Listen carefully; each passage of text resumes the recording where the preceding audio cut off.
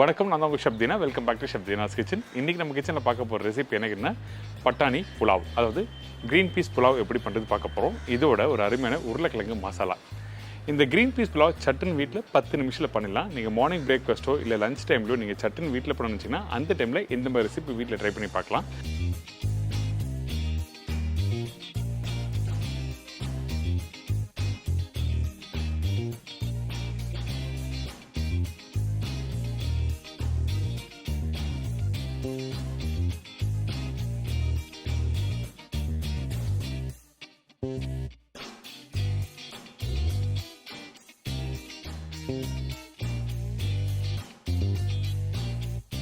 இந்த மாதிரி ரெசிபிக்கு வந்து இந்த உருளைக்கிழங்கு மசாலா, கொஞ்சம் வெங்காயம், சின்ன பூண்டு, அதுக்கப்புறம் வந்து இந்த உருளைக்கிழங்கு இதெல்லாம் போட்டு நல்லா மசாலா மாதிரி ரெடி பண்ணிவிட்டு தொட்டு சாப்பிட்டீங்கன்னா அந்தளவுக்கு அருமையாக இருக்கும். கண்டிப்பாக ட்ரை பண்ணி பாருங்கள். ஃபஸ்ட்டு நம்ம பார்க்க போகிற ரெசிபி என்ன கேட்டிங்கன்னா பீஸ் புலாவுக்கு தேவையான பொருட்கள்.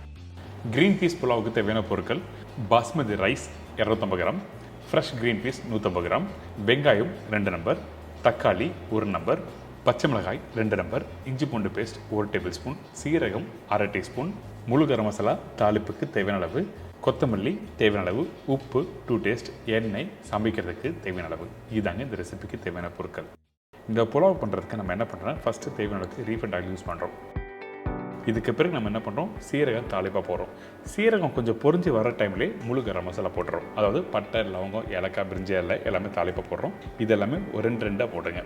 இதுக்கு பிறகு நம்ம என்ன பண்ணுறோம், பச்சை மிளகா காரத்துக்கு போட்டிருக்கோம். இந்த பச்சை மிளகா போட்ட பிறகு பொடிசாக கட் பண்ணி வச்சுருக்கேன் இந்த வெங்காயம், அதாவது ரஃபாக கட் பண்ணி வச்சுருக்க வெங்காயம் போட்டிருக்கேன். நீங்கள் பிரியாணிக்கு கட் பண்ணுவீங்கள அதே மாதிரி கட் பண்ணி போடுங்க.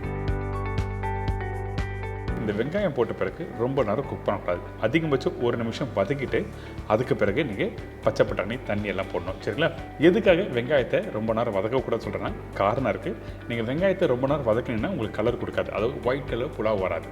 கொஞ்சம் ப்ரௌன் மாறிச்சுன்னா அதுக்கேற்ற மாதிரி அந்த புலாவ் கலரும் மாற ஆரம்பிக்கும். அதனால தான் இந்த மாதிரி வெங்காயத்தை 1 நிமிஷம் வதக்கிட்டு இஞ்சி பூண்டு பேஸ்ட்டு போட்டிருக்கேன். இதுக்கு பிறகு ஃப்ரெஷ் பச்சை பட்டாணி போட்டிருக்கேன். காஞ்ச பட்டாணி யூஸ் பண்ணாமல் கேட்டேன்னா கண்டிப்பாக யூஸ் பண்ணக்கூடாது. ஏன் கேட்டேன்னா அந்த காஞ்ச பட்டாணி வந்து வேகிறதுக்கு டைம் எடுக்கும். வெந்த பிறகு அந்த காஞ்ச பட்டாணி மேஷ் ஆகிடும். ஸோ இந்த மாதிரிலாம் ப்ராப்ளம் வரும். அந்த ஒரு காரணத்துக்காக மட்டும்தான் இந்த ஃப்ரெஷ் பட்டாணி யூஸ் பண்ண சொல்ல வரேன். இந்த பச்சை பட்டாணி போட்ட பிறகு நல்லா மிக்ஸ் பண்ணுங்கள். மிக்ஸ் பண்ணி முடிச்ச பிறகு தேவையான உப்பு போடுறோம். உப்பு போட்ட பிறகு இந்த இடத்துல தண்ணி ஊற்ற போகிறோம். தண்ணியோட அளவு என்ன கேட்டிங்கன்னா 1 கப் அரிசிக்கு 1.25 கப் அளவுக்கு தண்ணி ஊற்றுறோம். சரிங்களா? இதுக்கப்புறம் தக்காளி போட்டிருக்கேன். இந்த தக்காளி வந்து ஆப்ஷன் தான், பார்க்குறதுக்கு நல்லாயிருக்கும். அந்த ஒரு காரணத்துக்காக மட்டும்தான் தக்காளி போட்டிருக்கேன். இந்த தக்காளி போட்ட பிறகு இந்த ஊற வச்சு பாஸ்மதி ரைஸ் போட போகிறோம். இந்த பாஸ்மதி ரைஸை எவ்வளோ நேரம் ஊற வைக்கணும்னு கேட்டிங்கன்னா 20லேருந்து 25 நிமிஷம் நல்லா ஊற வச்சுட்டு அதுக்கப்புறம் போட்டோன்னா கரெக்டாக தம் ஆகும். ரொம்ப நேரம் ஊறினா தண்ணியோட அளவும் கம்மியாகும். கடைசியாக கொஞ்சம் கொத்தமல்லி போட்டு நல்லா மிக்ஸ் பண்ணிட்டு குக்கர் மூடி போடுங்க.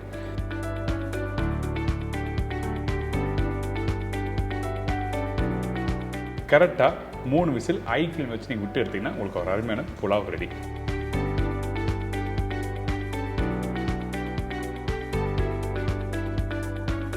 பார்த்தீங்களா? இப்போ ஓப்பன் பண்ணி பார்த்தா அந்த புலாவ் நல்லா உதிரியாக வருது. அதே டைமில் நான் சொன்ன மாதிரி அந்த புலாவ் வந்து நல்ல வெள்ளை கலர் சூப்பராக வந்திருக்கு. அது மட்டும் இல்லை, அந்த சீரகம் முழு கரம் மசாலா தாளிப்போடு சேர்த்து சாப்பிடும்போது அந்தளவுக்கு அருமையாக இருக்கும். கண்டிப்பாக ட்ரை பண்ணி பாருங்கள்.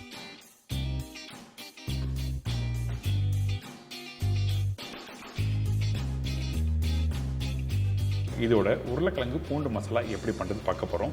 இந்த உருளைக்கிழங்கு பூண்டு மசாலா நீங்கள் வீட்டில் பண்ணுற ஒரு மெத்தடோட இந்த மெத்தட் ஒரு டிஃப்ரெண்டான ஸ்டைலில் இருக்கும். இப்போ இந்த ரெசிபிக்கு தேவையான பொருட்கள் பார்த்தலாமா? உருளை பூண்டு மசாலாக்கு தேவையான பொருட்கள்: உருளைக்கிழங்கு 1/2 கிலோ, சின்ன வெங்காயம் 10லேருந்து 15 நம்பர், தக்காளி 3லேருந்து 4 நம்பர், பூண்டு 50 கிராம், காய்ந்த மிளகாய் 5லேருந்து 8 நம்பர், பச்சை மிளகாய் 1லேருந்து 2 நம்பர், இஞ்சி பூண்டு பேஸ்ட் 1 டேபிள் ஸ்பூன், மஞ்சள்தூள் 1/4 teaspoon, Kashmiri chilli powder 2 teaspoon, குறைந்த பவுடர் 1 டீஸ்பூன், கருவேப்பிலை சிறிதளவு, கொத்தமல்லி தேவையான அளவு, சீரகம் தாளிப்புக்கு தேவையான அளவு, கடுகு தாளிப்புக்கு தேவையான அளவு, புளி 1/2 லெமன் சைஸ், உப்பு தேவைக்கேற்ற, நல்லெண்ணெய் குக் பண்ணுறதுக்கு தேவையான அளவு. இதாங்க இந்த உருளை பூண்டு மசாலாவுக்கு தேவையான பொருட்கள். ஃபஸ்ட்டு எண்ணெய் கடாயில் கொஞ்சமாக எண்ணெய் ஊற்றிருக்கேன். கடுகு,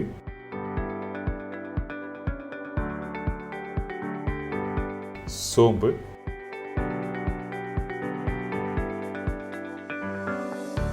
பூண்டு, சின்ன வெங்காயம், காஞ்ச மிளகாய், கருவேப்பிலை இது எல்லாமே தாளிப்பாக போட்டிருக்கோம். நம்ம சேனல் ஆல்ரெடி இந்த உருளைப்பூண்டு மசாலா போட்டிருக்கோம். அதில் வெங்காயம் போட்டிருக்க மாட்டேன். ஆனால் ஒரு சின்ன சேஞ்சஸ்க்காக இந்த சின்ன வெங்காயம் போட்டிருக்கேன். நல்லாயிருக்கு, நீங்கள் வீட்டில் ட்ரை பண்ணி பார்க்கலாம். இதுக்கப்புறம் காரத்துக்காக உங்களுக்கு காரம் கொஞ்சம் அதிகமாக வேணால் பச்சை மிளகாய் நீங்கள் சேர்த்துக்கலாம், ஒன்றும் தவறு எதுவுமே இல்லை. இப்போது இந்த பூண்டு பாருங்கள், பூண்டு ஆல்மோஸ்ட் 60% வெந்திருக்கு. இந்த பூண்டு எப்படி போடணும் கேட்டிங்கன்னா, அந்த எண்ணெய் சூடான உடனே நீங்கள் பூண்டு போட்டுருக்கணும். அப்போ தான் அந்த கார்லிக்கோட ஃப்ளேவர் நல்லா எடுத்து கொடுக்கும். லைட்டாக அந்த பவுன் ஃப்ளேவர் உங்களுக்கு வர ஆரம்பிக்கும். அதுக்கு பிறகு தான் அடுத்த ஸ்டேஜ் போடணும்.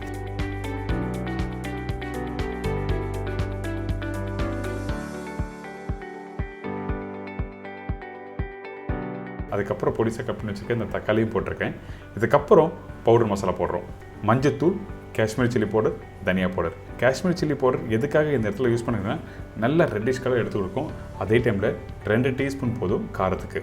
இதுக்கப்புறம் நம்ம என்ன பண்ணுறோன்னா, இந்த எண்ணெயிலே இந்த மசாலா நல்லா வதக்க ஆரம்பிக்கிறோம். வதக்கி முடித்த பிறகு தண்ணி ஊற்றுறோம். அதுக்கு முன்னாடி கொஞ்சம் உப்பு போட்டுக்குங்க.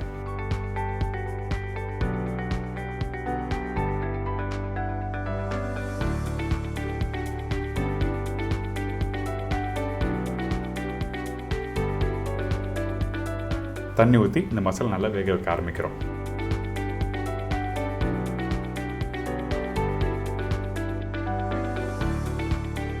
நல்லா வேக வைக்க ஆரம்பிக்கிறோம். இந்த மசாலா பச்சை வாசனை போன பிறகு தக்காளி தூக்கு இருக்கும்ல, அந்த மாதிரி டெக்ஸ்டரில் வந்திருக்கும், நல்ல ரெட்டிஷ் கலரில். இதுக்கப்புறம் வேக வச்சு உருளைக்கிழங்கு போட போகிறோம். இப்போ பாருங்கள் மசாலா எப்படி இருக்குது, பார்க்கும் போது சாப்பிடும் போல் இருக்குல்ல. அதிகமான காரம்லாம் இருக்காது, சாப்பிடும்போது அப்படி ஒரு காரம் வரும்ல, அந்த மாதிரி தான் இருக்கும். இதுக்கப்புறம் புளி தண்ணி போட்டிருக்கோம். இந்த புளி தண்ணி எதுக்காக யூஸ் பண்ணுறதுன்னா, ஏற்கனவே புளிப்புக்காக தக்காளி போட்டிருக்கோம். பட் இருந்தாலும் ஒரு ஷார்ப்பான ஒரு டேஸ்ட் கொடுக்கணும்னா இந்த புளி தண்ணி போட்டால் தான் நல்லாயிருக்கும். திருப்பி கொஞ்சம் தண்ணி ஊற்றி ஒரு 5 நிமிஷம் குக் பண்ணுறோம். நல்ல மசாலா வெந்த பிறகு ஏற்கனவே வேக வச்சு எடுத்து வச்சுருக்க இந்த உருளைக்கிழங்கு போடுறோம்.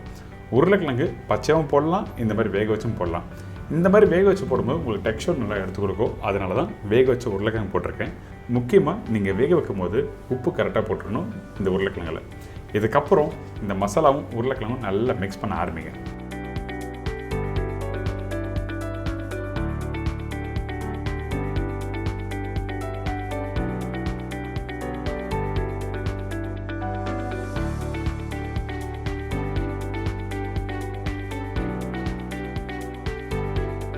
மிக்ஸ் பண்ணி முடித்த பிறகு இந்த மசாலாவில் 1-2 பெரிய உருளைக்கிழங்கு இருக்கும் பார்த்தீங்களா, அந்த மாதிரி கிழங்கு இருந்தால் லைட்டாக மேஷ் பண்ணுங்கள் உங்களோட கரண்டி வச்சு. இதுக்கப்புறம் கொஞ்சமாக கொத்தமல்லி போடுறோம். அதுக்காக எல்லா உருளைக்கிழங்கும் மேஷ் பண்ண வேண்டாம், பெருசாக இருந்தால் மட்டும்தான். ஏன் கேட்டேன்னா அந்த உப்பும் காரம் கொஞ்சம் அந்த பெரிய கிழங்குல சரியாக தெரிய வராது. அதனால தான் கொஞ்சம் லைட்டாக மேஷ் பண்ணி சாப்பிடும்போது நல்லாயிருக்கும்.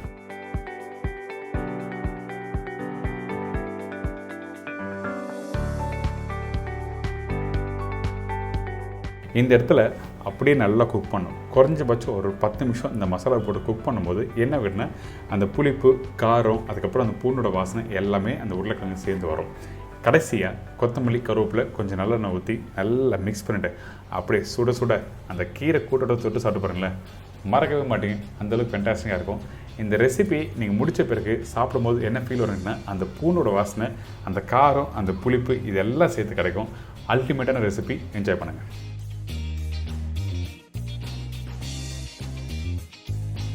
இப்போ உங்களுக்கு தெரிஞ்சிருக்கும், ஒரு சட்டன் வீட்டில் பண்ணோன்னா அந்த டைமில் இந்த மாதிரி 1 pot ரைஸ், அதாவது க்ரீன் பீஸ் புலாவ் எப்படி பண்ண தெரிஞ்சிருக்கும். அதே மாதிரி இந்த மாதிரி ரெசிபிக்கு வந்து இந்த உருளைக்கிழங்கு மசாலா வீட்டில் ட்ரை பண்ணி பாருங்கள். இந்த உருளைக்கிழங்கு மசாலா வந்து நீங்கள் ரசம், கிள்ளி போட்ட சாம்பார், இந்த மாதிரி ரெசிபியை தொட்டு சாப்பிட்றதுக்கு ரொம்ப நல்லாயிருக்கும். ஒரு அருமையான காம்போ. கண்டிப்பாக லஞ்ச் டைமில் இந்த மாதிரி ரெசிபி நீங்கள் வீட்டில் பண்ணலாம். உங்களுக்கு டைமும் எடுக்காது, சீக்கிரமாக பண்ணி முடிக்க முடியும். இதே மாதிரி நாளைக்கு இன்னொரு சூப்பர் ரெசிபி சந்திக்கிறேன். நன்றி, வணக்கம், see you, bye, take care.